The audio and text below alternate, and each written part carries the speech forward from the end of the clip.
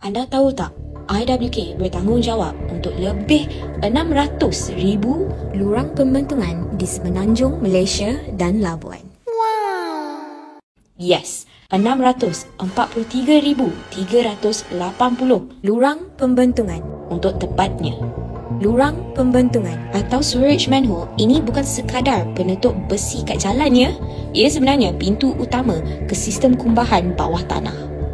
So, apa fungsinya lurang pembentungan? 1. Tempat masuk pekerja IWK untuk buat kerja-kerja pemeriksaan, pembaikan atau cuci paip kumbahan.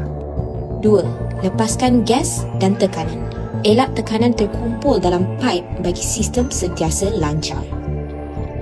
3. Urus aliran kumbahan. Sambungkan paip-paip dan kawal arah aliran air sisa. 4.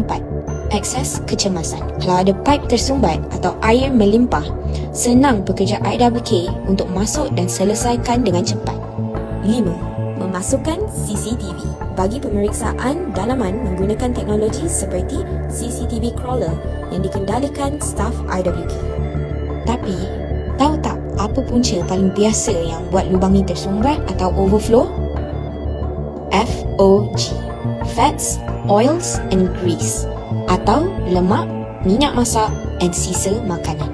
Benda ni bila dibuang dalam sinki, dia akan beku dan keras dalam paip.